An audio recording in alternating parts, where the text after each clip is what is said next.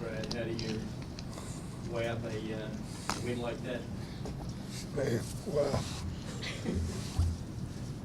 Yeah, like people keep telling me, it's 4 points. So,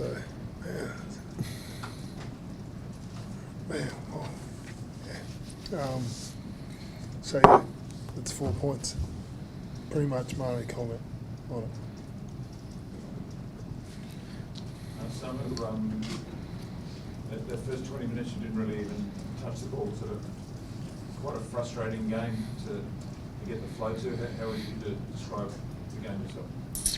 Yeah, personally I wanted to get involved a bit earlier, and I guess Sunwolves did really well to hold on to that pill, so credit to them. I think when we did get it, we just had to hold on to it, especially when we're down there. We're making nice line breaks and putting it together, but then still falling away from our shape and just making minor errors. It's just those little things that we harp on at training, a little detail in it. So just finishing, I felt like we had a lot of opportunities, even in that 20 minutes, just to get down there, put the pressure back on them. But again, Sunwolves thrived on that ball and starved us in that first 20.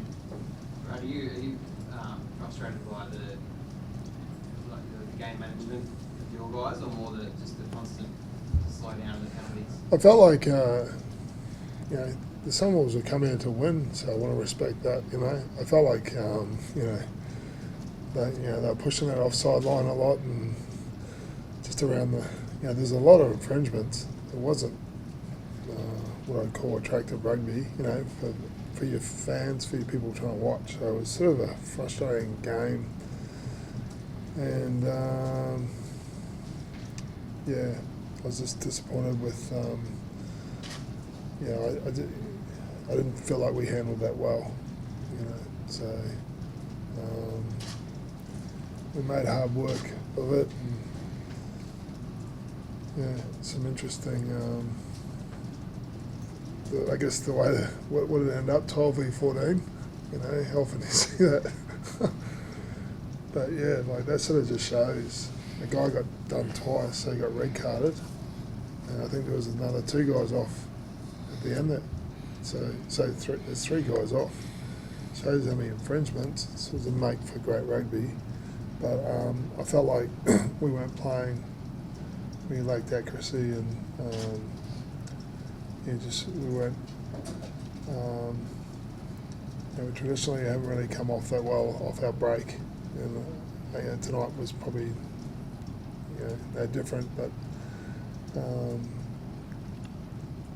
there's you take those points and you sort of win ugly, and better than losing ugly, isn't it? So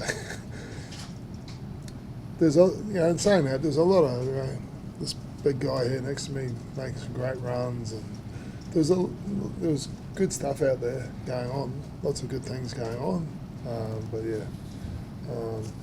tough game of rugby to go through. Samu, what do you have to do much better to beat the Rebels next week? You don't have crowd next week in Melbourne. What do you really do well? I think it's for us, it's our preparation from Sunday. Got to come on switched on. Each game is really important in Super Rugby now, you saw that today. Sunwolves down 13, 14 men, and still putting that pressure on us. And so for us, I feel like it's just a mindset from the beginning of the week. We still haven't grasped that. We do it well when we come off a loss. When we come off a win, we're a bit up and down throughout the week. I feel like I said before, I said at Captain John, I feel like a broken record because it's the same message for us.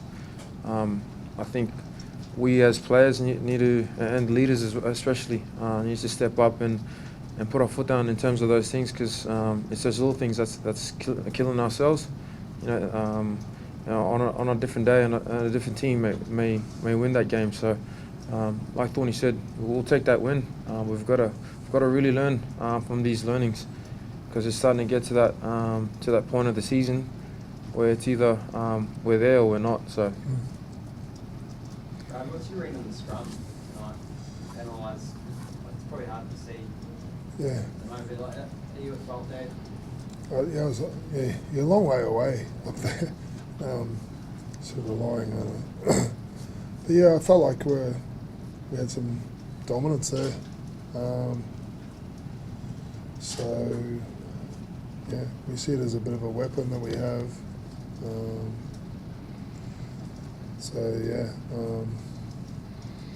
There's some more, I guess some line-outs, some mauling and some scrums where there's penalties sort of, or, turnovers and stuff, and there's a bit of frustration, I guess, you want that to work a bit better, so. What did you make of Harry Hocking's red card? Yeah, well, I'll just sound like another coach defending his player, but you get grabbed by the foot. I don't think he was looking at him, and he's trying to pull out of it, goes to stand there, he might nick his cheek or something. Boom, red card. Probably the message is don't hold his foot, It was a lot simpler, when I played, around that sort of stuff. I mean, what did you make of the referee's handling of the match? I mean, he actually pulled, I think it was Henry Tui out and said, look, I'm not going to back off, I'm going to keep giving penalties.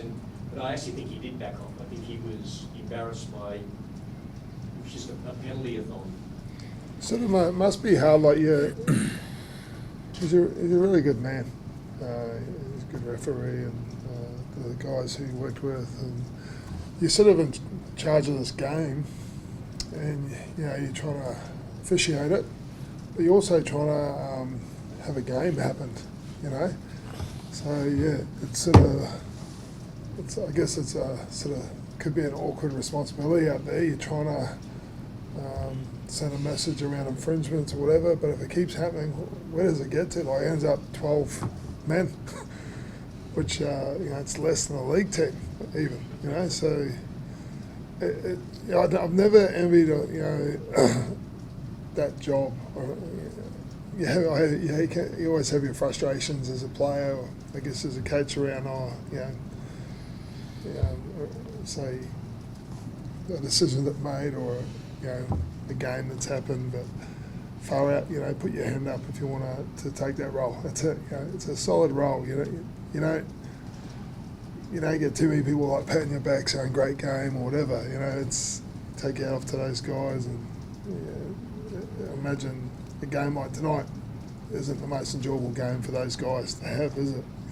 They just want the game to flow, and you talk about refereeing. Often you talk about the great referees. You don't end up not noticing them out there. That's a really good game. It's an interesting one. Yeah. Samu, when did you decide to become a mauling forward? Did you have an idea when you thought that was a good idea? I played second row at State High, so I wanted to get in there. But Thorny told us throughout the week we've actually been wanting to get in there. We get caught up, I guess, as centers is when the maul's going forward, you kind of see the defense shorten up. So we want to score on the edge, but then once the forwards keep going forward, we just got to jump in there. In the showers, Brandon said he actually felt us. So that's a massive positive for Chris and I, feeling us there. And I guess as we got closer, I thought the maul was wielding, so I was trying to tell him to feed the ball back, just so I can sneak one in. But set pieces are one of our strengths, so I'm really happy to get that, especially for our forwards. It was a hard game for them in terms of set piece, and for them to get that over. We're just trying to do our part and help out there. In a perfect world, you have 15 forwards out there. So. It's your perfect game. I think at one stage they had like 4 backs that are spread out from the scrum. Yeah. Crazy looking at it from grandstand. Yeah, we knew, especially with their numbers going off, we knew we could get them on the edge. We backed our forwards to go through the middle of them, and obviously, once we've done that, then space will open up. But again, it's just our errors. just the little things in the detail. And once we got to our A zone, just little things that we didn't execute.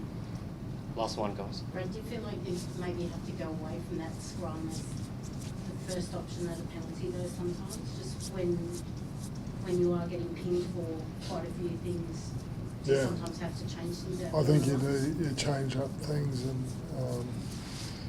then sometimes you can come back and things have settled a bit, or similar with the maul or different areas of the game. So yeah, it's silly just to keep if things battling away. I like to think we've got other weaponry, we can, as part of what we have. So yeah.